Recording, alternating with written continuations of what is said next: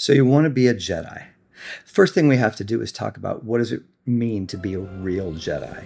So we're not talking about lightsabers, etc. Although Star Wars is my favorite movie, and that would be awesome. But what can a Jedi do that others can't? They can manipulate reality with their minds, right? They can move objects, etc. So we're not talking about moving objects per se as much as we're talking about being able to change your life with your mind, right? That's what we're talking about. And so, if that's interesting to you, then please watch and pay attention. If you want to fight with lightsabers, that's probably a different video. Although, please link to me in the description below and let me know where that video is, because that's probably a good skill for me to learn. So, what we want to talk about today is how do you change your life without all that hard work of having to go out and do something. So I'll give you an example from my life. So I left a job in the middle of COVID. It was a six-figure job, directing commercials, being a creative director. And I didn't work for a while. I just sort of like sat and I relaxed, and I didn't actually look for a job or anything like that. And so what I did is I worked on inside of me. I worked with like, what is going on with me? What are the sort of blocks in my life? What are the emotions that are preventing me from moving to the next level? And in so doing that, within about 6 months, a whole new career as a freelance director emerged, in which I didn't have to do very much. I probably made 2 phone calls and sat down with one person at lunch, and a whole new career sort of opened up for me. These are the kind of things that I'm talking about, where it's like you don't work on the outside. Because for so many years, I busted my butt like trying to do stuff and affect the outside world without much success. And I don't do that anymore. What I do now is I work from the inside out. I'll give you another example. So in this freelance directing career, I noticed that I had a lot of fear of deadlines. And I was really looking at that because I'd kind of given up this ambition in my life to be amazing, because that was my sort of coping mechanism. I was going to prove to you how amazing I was, right? And I'd sort of given that up, but I was like confused by what is this fear of deadlines? Every time I get a creative project, I'm like terrified. And I realized it was kind of a form of people pleasing. It was like, they're not going to like me. They're not going to think I'm great. They're not going to want to rehire me. So it was fear, essentially. And so I said, okay, how can I get rid of this fear so that I don't have so I'm not living in this kind of terror all the time. So what I did was I started to look at those parts of me and watch the part that was actually scared, because there was like a little kid part inside of me that was terrified every time a project came up. And what I realized was that child in me felt like, basically it was just saying all the time, I can't do it. It was terrified that it couldn't live up to the expectations. And I looked back in my history and I could see, where did that come from? And it came from my father. My father had 181 IQ, which is 25 points above Einstein, right? So to please him was impossible. I could never do it. And so that's where that fear came from. I can't do it. I can't actually please anybody.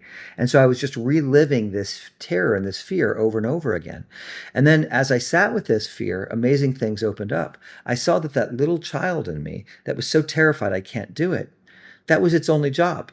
It was like the most insane, worst project manager, because I worked in Hollywood for many years, and I had the same fear of like, oh my God, they're going to find out, and they're going to fire me at any moment. And what I realized is this voice inside of me, the one that says I can't do it, was the worst project manager of all time. It was basically like a chicken with its head cut off. It was just going, oh, do this. No, they're going to hate that. Don't do that. Do this. And I was, I continued to do good work, and I did well, and I won awards even, but my experience of it was miserable. And I wasn't as good as I could have been. That's kind of the sort of heartbreaking part of that. And so I realized, oh, this part, it just needs that love and attention. It needs to know, no matter how this turns out, you're going to be okay. So one of the things I stopped doing in kind of a true Jedi fashion was I stopped believing in deadlines. I just said deadlines aren't real. Right? Because I worked on so many that changed, that I just kind of realized it's all just sort of fiction. this deadline. And so I just started not believing in that fear. And basically what I said to that little kid in me is just, okay, you can just you can just sit and watch and relax. And between myself and God, we'll take care of it. And that's what started to happen. That terrified part of me just said, okay, I'm going to let somebody else handle it. Right. And so ever since that day, ever since those moments where that shifted, it's been 3 years now. I haven't had any fear of deadlines, right? So that's a little bit of a Jedi sort of mind trick.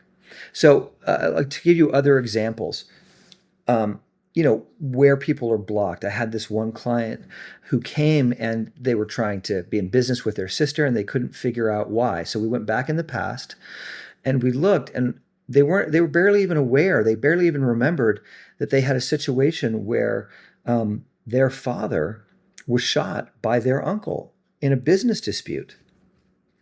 And the two sisters didn't even realize that, but that was kind of at the heart, that conflict and that sort of violence was at the heart of their block around creating a business together.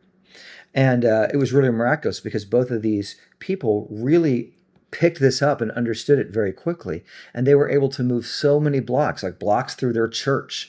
Like they had a whole like controlling thing.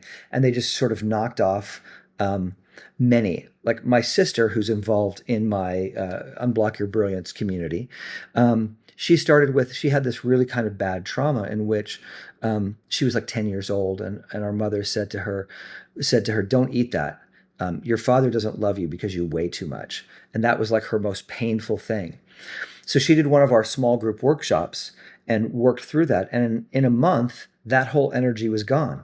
And she's just now, from the success of that, she started to work on the rage against our father.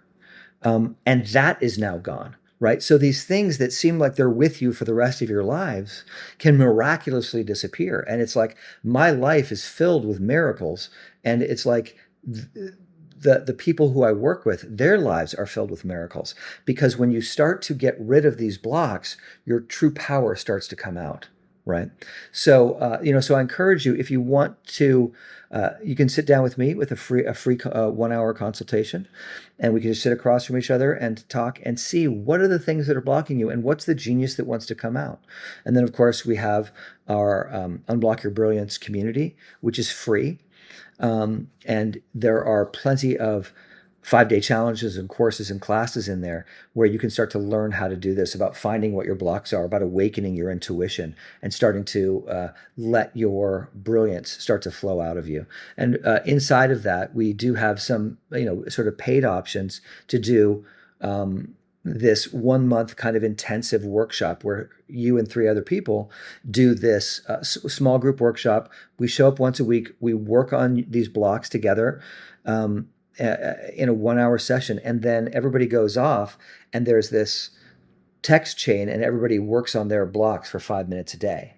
And usually at the end of a month, there's a significant decrease in it. And in a lot of cases, like the most recent one we did, 2 people after 3 weeks have already cleared their blocks out of the 4.